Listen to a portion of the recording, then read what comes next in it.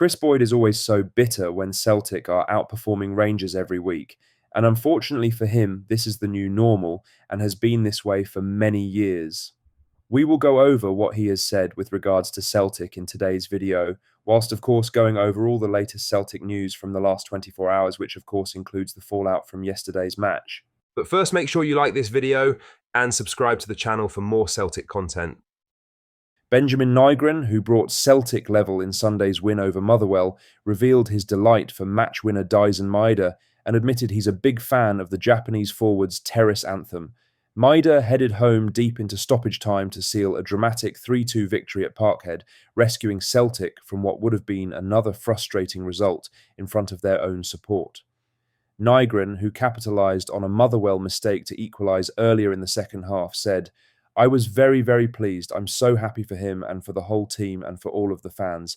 I love to hear that song. The chant for Maida rang out loudly after his late winner and at full time with the crowd erupting into celebration.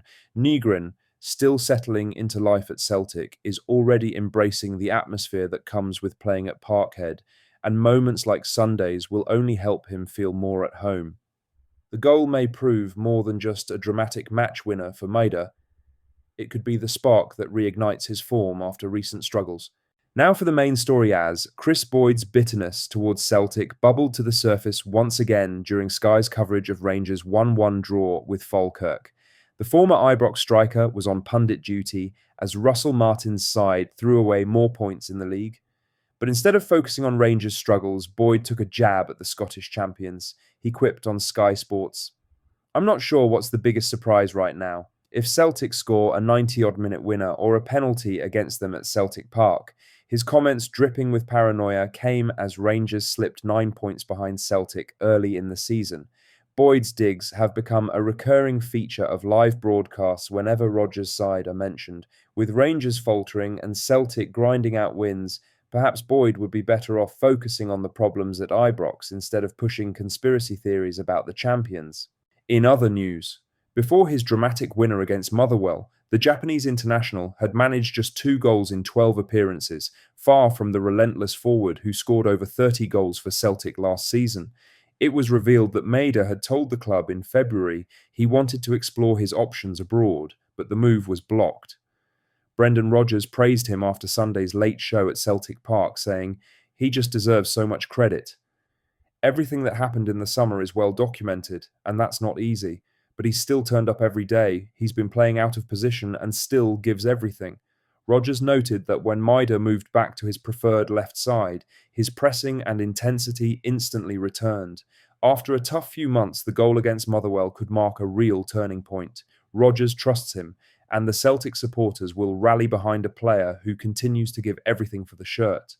In other news, Cameron Carter-Vickers summed up the mood among the Celtic support with a composed Instagram post on Monday morning following the dramatic 3-2 win over Motherwell at Celtic Park. "Got there in the end yesterday, long season still ahead. See you after the break," wrote the American defender, acknowledging the tension at the match while keeping sights firmly set on the bigger picture. Celtic's stoppage time win came courtesy of Daizen Maida's late header and gave Brendan Rodgers' side a crucial 3 points heading into the international break. When domestic football resumes, Celtic will return to action with a trip to Dens Park to face Dundee, a side Aberdeen comfortably dealt with at the weekend. Hearts remain top of the Premiership, 2 points clear of Celtic after their late Edinburgh derby win. First versus second at Tynecastle is shaping up to be a title-defining moment. Carter-Vickers, back in form after early season setbacks, will be central to that contest. Former Celtic midfielder Matt O'Reilly scored his first goal for Marseille on Saturday night in a 3-0 victory away to Metz and grabbed an assist. It was a big moment for the Danish international, who has made a strong start since moving to France in the summer. O'Reilly found the net in the second half, finishing a well-worked move to double Marseille's lead before Amine Gouiri sealed the result. The win took Marseille back to the top of League One on goal difference and gave O'Reilly the perfect platform to celebrate his growing influence at the club. After the game, O'Reilly shared a post on Instagram marking his first goal in French football. The reaction from familiar faces was instant. Cameron Carter-Vickers, Josip Juranovic, Gustav Lagerbielke, Adam Eder, Stephen Welsh, and Mike Narocki were among those who showed their support on the post, a small but notable gesture from players he shared the pitch with at Celtic. O'Reilly's time in Glasgow was brilliant, where his professionalism and character earned respect throughout the squad. Even after moving on, he continues to draw backing from those he played alongside in green and white, and from the fans. O'Reilly spent 2.5 seasons at Celtic, becoming one of the most consistent performers under Ange Postecoglou and later Brendan Rodgers. His loan move to Marseille after struggling at Brighton last term looks to have galvanised the midfielder. Now, having opened his account in League One, O'Reilly looks settled and confident in new surroundings. For Celtic fans, seeing him succeed abroad is a proud sight. Saturday night in Metz felt like another step forward for a player whose story remains tied to Celtic, wherever his career takes him next. Lastly, Adam Ida's wait for a first goal in Swansea colours is over. The Irish striker, who left Celtic on the final day of the summer window, finally opened his account with a coolly taken penalty against Leicester City. But the joy didn't last long. Swansea went on to lose 3-1. For Ida, it was a day of personal progress wrapped in team disappointment. The goal, though, mattered. Under pressure to perform, Ida looked sharper, more confident, and ready to lead the line.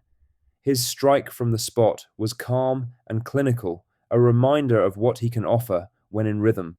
Swansea's defeat will sting, but for Ida, this could mark a turning point. The 24-year-old thrives on confidence, and now he finally has a foundation to build on. For Celtic supporters, Ida's name still carries that sense of what could have been. His late move to Swansea shocked many, coming right as the window closed. After struggling for consistency in Glasgow, Ida's departure left a gap that the club filled days later with free agent Kelechi Iheanacho. Now, as Ida starts to find form in Wales, his journey continues, a player rebuilding belief after a tough end to his time at Celtic. Celtic's failure to properly reinforce the squad over the summer has left many fans looking toward the January window with growing urgency and frustration. The problems are clear. A replacement for Nicholas Kuhn on the right wing never arrived.